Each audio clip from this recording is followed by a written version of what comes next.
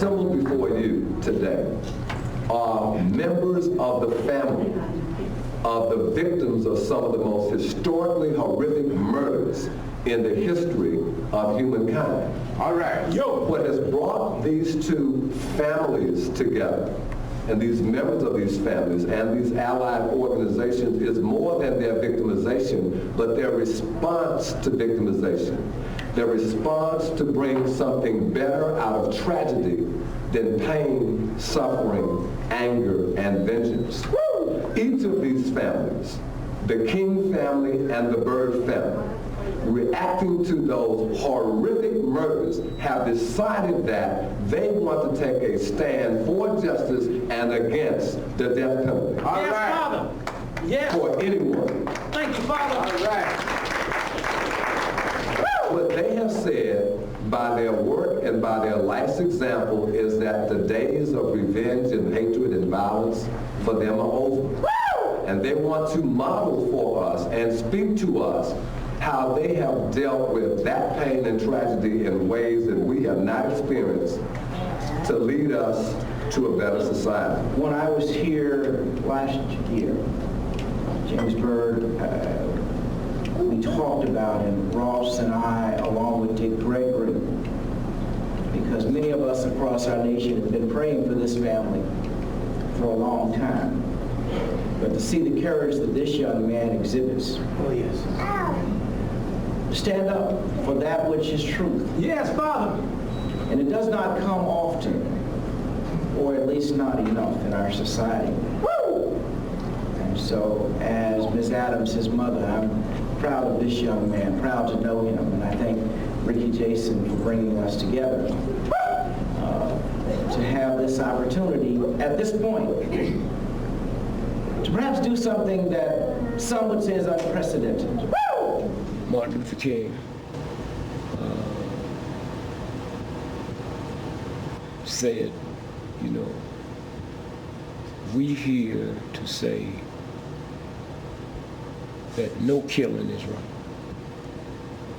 And then to see his son say the same thing Jesus Christ said, forgive them, you know.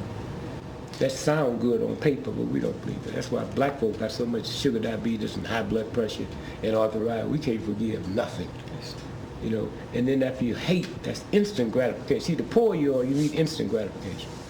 That's why sex is good, instant gratification. That's why if you drink some whiskey today and you didn't get high for 6 months, wouldn't nobody drink it.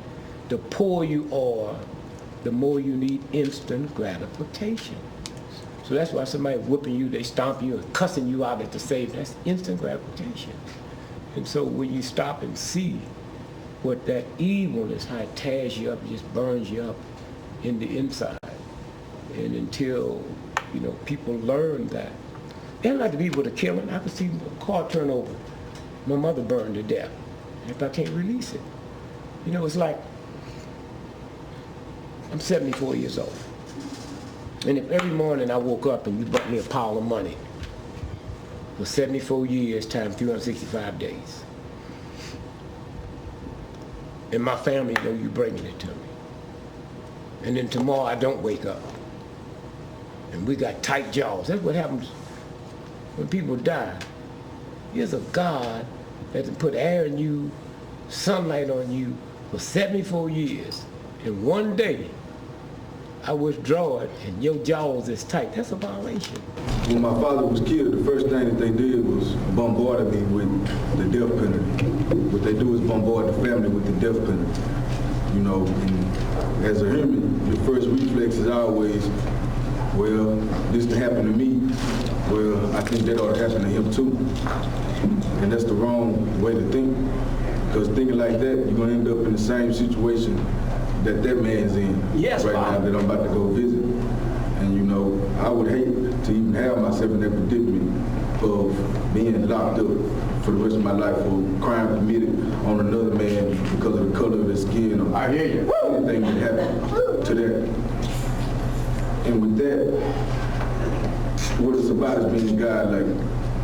Being godlike is just treating people with respect, having love for life, and not want to see another man die.